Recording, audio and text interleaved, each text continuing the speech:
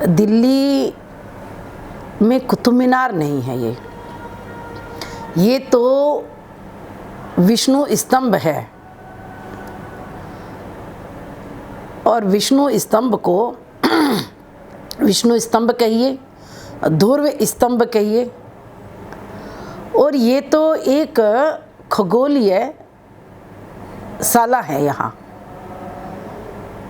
जिसको उज्जैन के राजा विक्रमादित्य के जो वहाँ पर ज्योतिष को देखते थे, तो ये जो मेहरौली है, मेहरौली जो है मिहिर आवली, वहाँ पर मिहिर साहब रहा करते थे, तो इसलिए उस मेहरौली का नाम है मिहिर आवली। तो धीरे धीरे उसका भ्रांश होते होते होते मेहरौली हो गई है। तो वहाँ एक खगोलीय विज्ञान का एक प्रयोगशाला है, और ये पृथ्वीराज चौहान के द्वारा इस बनाया गया है। उनकी रानी संयोगिता कहते हैं कि प्रतिदिन यमुना जी को देख करके ही वो भोजन करती थी। पहले यमुना जी के दर्शन करती और वहीं से अर्घ्य दिया करती थी।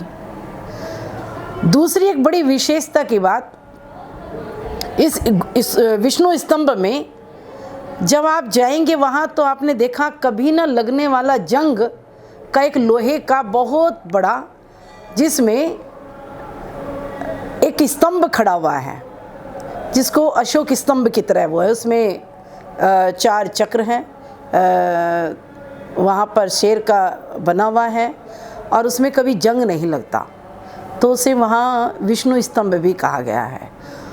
और कुतुब मीनार को यानी विष्णु स्तंभ को जब हम हवाई जहाज़ से ऊपर से देखेंगे, तो 24 पंखुड़ी वाला कमल वहाँ से दिखाई देता है। और इसकी 7 मंजिलें थी, और एक एक मंजिल में, वहाँ चौथी मंजिल में तो ब्रह्मा जी की तस्वीर और सोने का एक घंटा वहाँ बना था। और अंदर जो है ना, उसमें ये 238 फीट ऊंचा है विष्णु स्तंभ, और इसी में 15 झरोखे हैं जो हमारे पखवाड़े से मैच करते हैं। और साथ में जिस दिन बड़ा दिन आता है, उस दिन कुतुब मीनार थोड़ी सी तिरछी है, तो वहाँ पर कभी उधर उसका समय का वो बताते हैं। तो ये तो एक तरह से खगोलीय ये प्रयोगशाला के लिए यहाँ बनाया गया था। और द्वार पर भी इसमें कमल का फूल उसमें दिखाई देता है।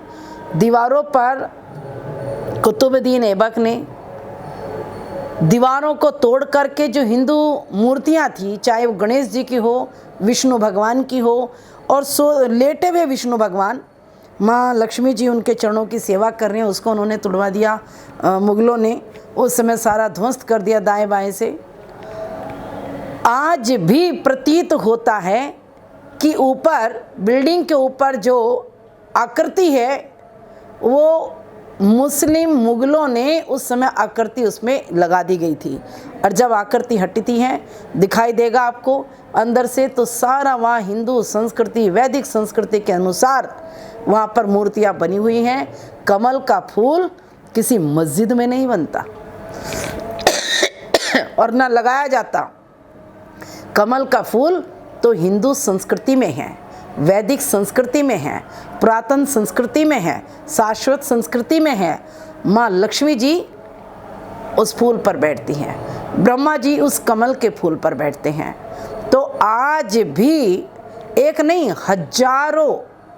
आज भी हजारों कलाकृति वल्लरी चीख चीख कर कहते हैं कि हम सनातन धर्म का अंश है। लेकिन उस समय मुगलों का शासक था, मुगलों ने तांडव किया, भारत के हर मंदिर पर तांडव किया। भारत कहते ना सोने की चिड़िया था, तो सोने की चिड़िया को लूट लूट करके मुगलों ने लूटा, फिर अंग्रेज़ों ने लूटा। तो ये इसी तरह से लूटते लूटते ये बचे हैं। तो उसके बाद भी भारत विश्व गुरु है। उसके बाद भी विदेशों से जब लोग आते हैं, भारत भूमि को प्रणाम करते हैं और भारत भूमि में भगवान को ढूंढते हैं, क्योंकि ये भारत माता है। ये भारत माता है। तो कुतुब मीनार ये मुसलमानों की नहीं है, मुगलों का नहीं है, ये तो विष्णु स्तंभ है। और विष्णु स्तंभ कल भी हमारा था, आज भी है और आगे भी रहेगा। और धन्य है इस भारत देश को यशस्वी प्रधानमंत्री नरेंद्र भाई मोदी जैसे एक संत के रूप में एक शासक मिले हैं। और जैसे उन्होंने 370 को हटा दिया, जैसे राम लला को मंदिर में विराजमान करा दिया, और जिस तरह से उन्होंने काशी के कॉरिडोर को उन्होंने बना दिया, और भगवान शंकर का डायरेक्ट अभिषेक ब्राह्मण सुबह कंधे पर लेकर के वहीं से मटकी लेकर जाता है और वहीं से जल गंगा का लेकर आता है और शंकर जी को स्नान कराता है। तो धीरे धीरे उस समय जो मुगलों ने हमारे सारे मंदिर को तोड़ करके और अपने आवरण को, बाहर से आवरण को उर्दू में कुछ कुछ लिख करके जो किया था, वो धीरे धीरे, आवरण तो कुछ समय के लिए होता है ना, आवरण तो अपने आप छूट जाता है। फेस मास्क लगाते हैं, इसीलिए लगाया जाता है कि ताकि अंदर का चेहरा ठीक रहे और बाहर उसको धीरे से उतार देते हैं। तो ये मुगलों ने और अंग्रेज़ों ने जो भी किया भारत में आकर के, वो फेस मास्क की तरह धीरे धीरे उनका उतरता जा रहा है और बाहर अंदर से पुरातन सनातन शाश्वत भगवान आपको दर्शन करा रहे हैं। हम धन्य हैं कि भारत भूमि में रहते हैं।